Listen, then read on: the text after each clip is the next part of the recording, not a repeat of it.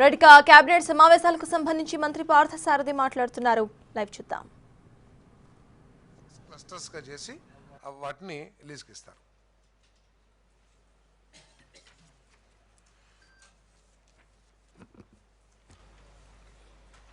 ఈ లీజ్కి ఇవ్వటం కోసం ఇప్పటికే ప్రీ బిడ్ మీటింగ్ కూడా నిర్వహించడం జరిగింది. చాలా సంస్థలు ఆసక్తి కనబరిచినాయి.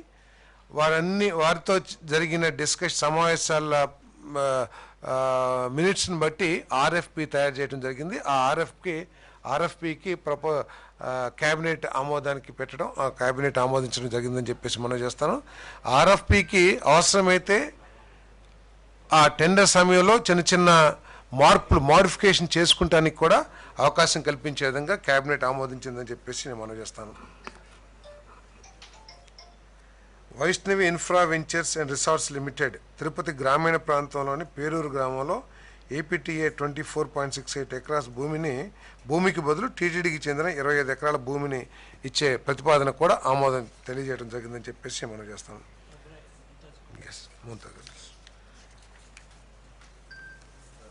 ఏపీ ఎక్సైజ్ పాలసీ 2024కు సవరణలో మరి గత సంవత్సరం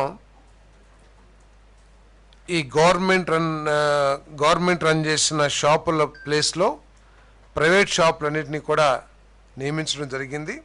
దాదాపు 3736 షాపుల్ని ఇవ్వడం జరిగింది. దానికి అదనంగా 373 బలహీన వర్గాలు టాడీ ట్యాపర్స్ కూడా కేటాయించడం జరిగింది. అప్పట్లో పాలసీ ప్రకారం పర్మిట్ రూమ్స్కి దాంట్లో వెసులుబాటు కల్పించలేదు.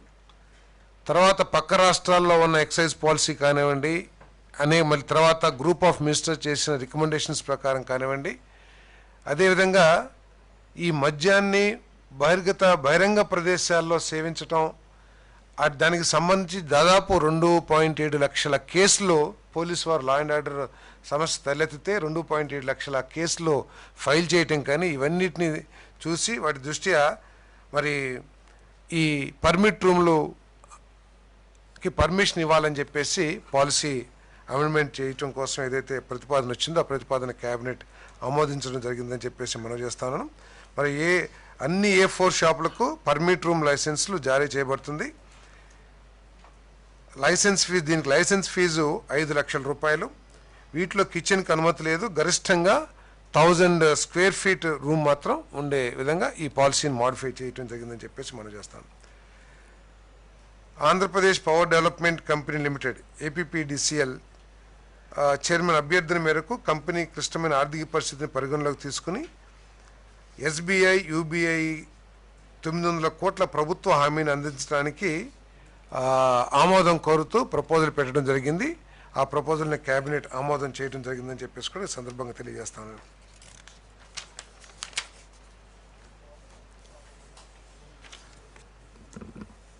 మరి ఈ ప్రపోజల్లో ఈ APPDCL ఏదైతే ఆర్థిక సంస్థలతో రుణం తీసుకుంటుందో దానికి సంబంధించి ఈ ఇంట్రెస్ట్ ఛార్జెస్ ఏదైతే ఉంటాయో అవి MCLR రేట్స్తో సమానంగా ఉండే విధంగా వారు చర్యలు తీసుకోవాలి.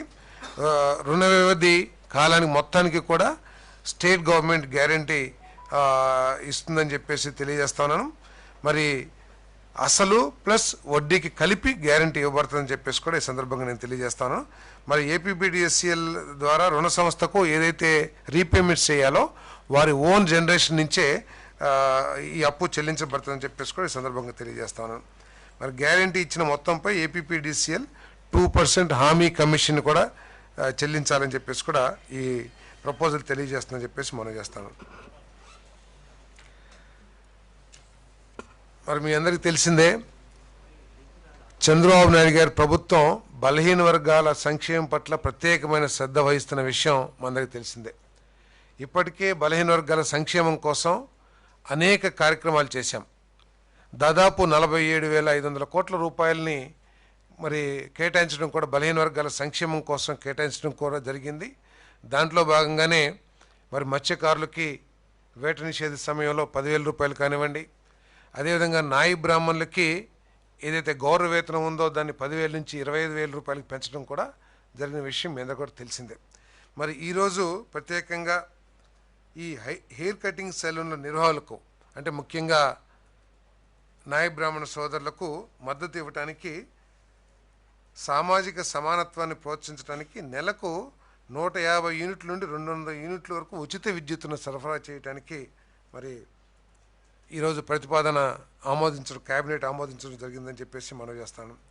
ప్రజాగలంలో ఇచ్చిన హామీ మేరకు 2025-26కు 50 కోట్లు కేటాయించడం జరిగింది. మరో 50 కోట్లు ఇవ్వటం ద్వారా 40,808 హెయిర్ కటింగ్ సెలూన్లకు లబ్ధి చేకూరుతుందని చెప్పేసి కూడా ఈ సందర్భంగా తెలియదు.